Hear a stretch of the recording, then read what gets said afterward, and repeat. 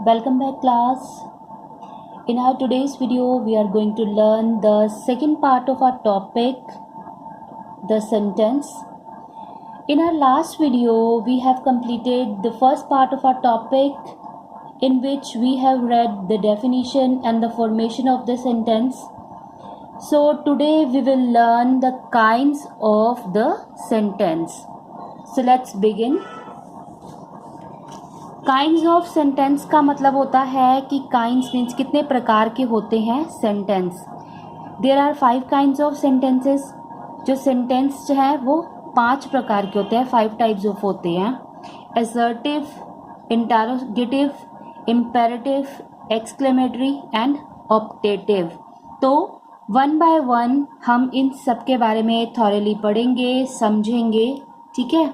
तो हमारा जो फर्स्ट टाइप ऑफ सेंटेंस है उसे हम असर्टिव भी बोलते हैं और डेक्लरेटिव भी बोलते हैं. ठीक है. डेक्लरेटिव सेंटेंस या असर्टिव सेंटेंस. तो चलिए रीड करते हैं. An assertive sentence is a fact और एन ऑप्शन. असर्टिव सेंटेंस जो होता है या तो वो एक सच होता है या फिर एक ऑप्शन होता है. It is otherwise called a statement. इसको एक स्टेटमेंट भी बोला जाता है. ये एक तरह की स्टेटमेंट टाइप का होता है, सीधे से एक सेंटेंस होता है. It can be either affirmative और नेगेटिव. ये एफर्मेटिव भी हो सकता है, हाँ हाँ हाँ वाला भी हो सकता है, और नेगेटिव मीन्स नहीं वाला सेंटेंस भी इसमें हो सकता है. यानी क्या हो गया, डेक्लरेटिव के 2 पार्ट्स हो गए आगे. एफर्मेटिव भी हो सकता है और नेगेटिव भी हो सकता है. मतलब या तो हाँ वाला होगा या नहीं वाला भी हो सकता है. It ends with a full stop. ये एंड कैसे होता है, फुल स्टॉप से होता है. ठीक है. एग्जाम्पल क्या है इसके वो देखते हैं. My mother sent me sweets. मेरी माँ जो है वो मुझे स्वीट्स जो है उन्होंने मुझे भेजी.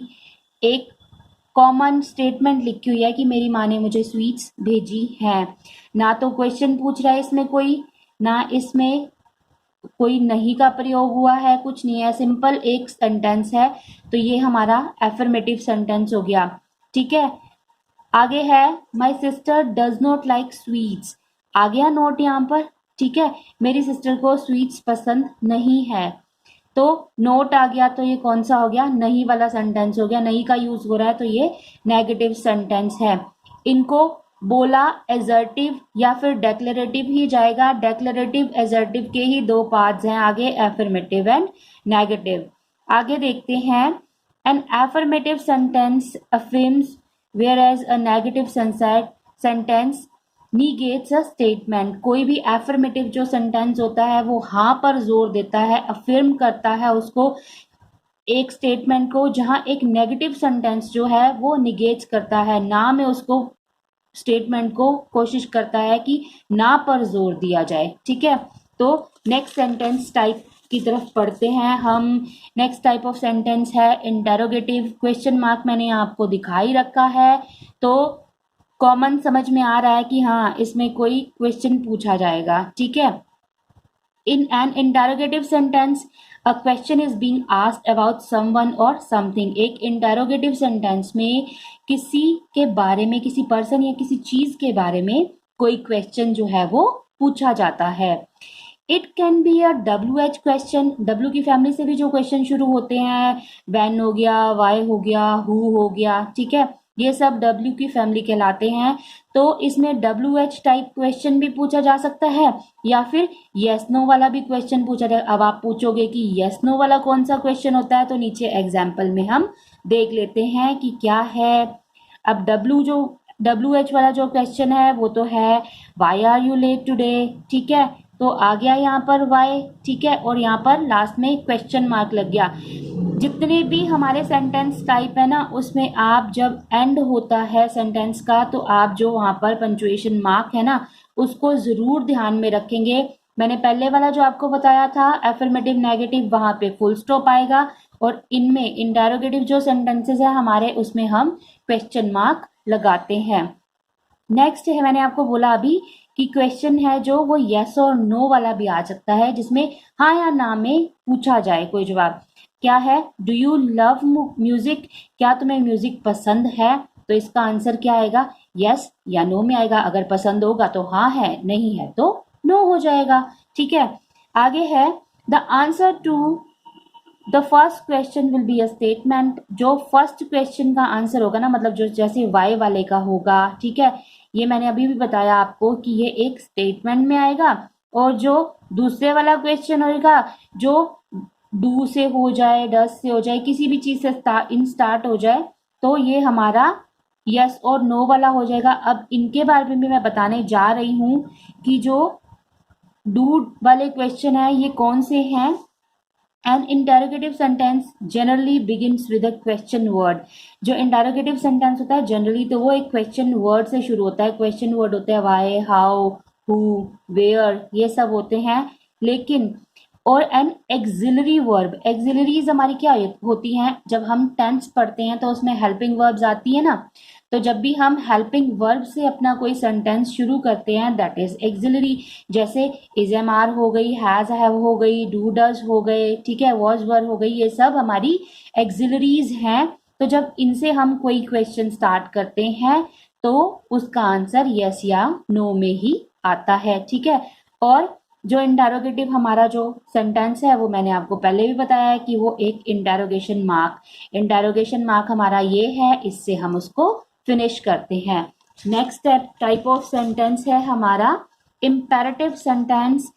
ठीक है, पढ़ते हैं इम्पेरेटिव सेंटेंसेस कौन से होते हैं। An imperative sentence makes a request और गिव्स एन ऑर्डर और एडवाइस।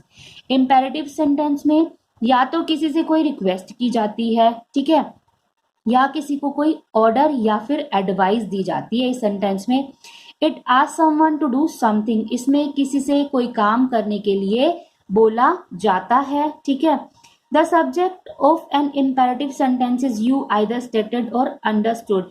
जो इम्पेरेटिव सेंटेंसेस होते हैं ना, उसका जो सब्जेक्ट होता है यानी डूअर जो होता है सेंटेंस का, ठीक है, वो यू होता है। या तो वो यू लिखा हुआ होगा या फिर आपको वो समझना पड़ेगा कि हाँ यू है इसका सब्जेक्ट। ठीक है, जैसा कि एग्जाम्पल है स्टैंड अप बोला हुआ है, ठीक है, तो किसी को तो ये दिया गया है ना ऑर्डर उठने के लिए, तो मानने वाली बात है कि यहाँ पर अंडरस्टूड करने वाली बात है कि जो हमारा जो सब्जेक्ट होगा वो यहाँ पर यू है।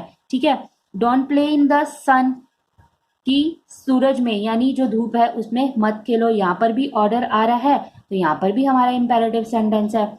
कॉल द फायर ब्रिगेड, कि फायर ब्रिगेड को बुलाओ, ये भी एक हमारा ऑर्डर भी हो सकता है, एडवाइस भी हो सकता है। अगर तो कहीं पर आग लगी हुई है, अगर तो कोई ऑफिशियल वहां पे खड़ा हुआ है वो ब्रिगेड फायर ब्रिगेड बुला रहा है तो वो ऑर्डर हो जाएगा। ठीक है, और अगर वैसे कोई किसी को बोल रहा हो कि फायर ब्रिगेड की जरूरत है, बुला लेनी चाहिए, तो यहाँ पर क्या हो गया, एडवाइस हो जाएगी वो तो। ठीक है, अगर लिखा हुआ कहीं पर आता है please give me a glass of water, तो वो हमारी क्या हो जाएगी, इंपेरेटिव सेंटेंस है, प्लीज लग गया तो वो क्या हो गया, हमारा रिक्वेस्ट कर रहे हैं हम उसमें, तो वो भी हमारा जो सेंटेंस है वो इंपेरेटिव ही माना जाएगा।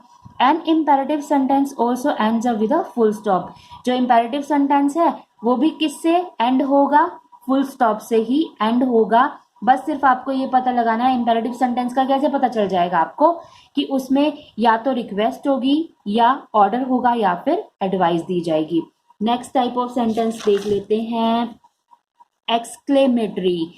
एक्सक्लेमेटरी का तो इजी है उसको देखना, क्योंकि उसका जो एक्सक्लेमेटेशन मार्क है, जो उसका एंडिंग मार्क है, वो बहुत सिंपल है, आपको दिख रहा है। ठीक है, an exclamatory sentence express a strong feeling और इमोशन। एक्सक्लेमेटरी जो हमारे सेंटेंस है ना, उसमें बहुत ज़्यादा स्ट्रॉन्ग फीलिंग्स और इमोशंस की बात की जाती है। एकदम से अचानक हमें कोई फीलिंग आती है, अचानक हम इमोशनल हो जाते हैं किसी चीज़ को देखकर या कुछ भी है, तो ये जो सडन फीलिंग्स जो हमारे अंदर आ रही हैं, यही एक्सक्लेमेटरी सेंटेंस में हम उसको बताते हैं, किसी को भी अगर हमें बताना हो तो इसके लिए हम एक्सक्लेमेटरी जो वर्ड्स आते हैं वो भी हम यूज़ करते हैं। जैसे कोई अच्छी चीज़ हमें देखने को मिली तो हम क्या बोलते हैं, आहा कितना सुंदर है, ये बोलते हैं ना। किसी के लिए विश मांग रहे हैं तो आमीन हो गया। मैच जीत गए तो क्या बोलते हैं, हुर्रे, हम जीत गए बोलते हैं ना। तो हुर्रे जो हमारा वर्ड है वो हमारा एक्सक्लेमेटेशन जो वर्ड है वो हो गया। कहीं पेन होता है तो बोलते हैं ना आउच, ये लग गया मुझे, तो वो वर्ड भी हमारा क्या हो गया।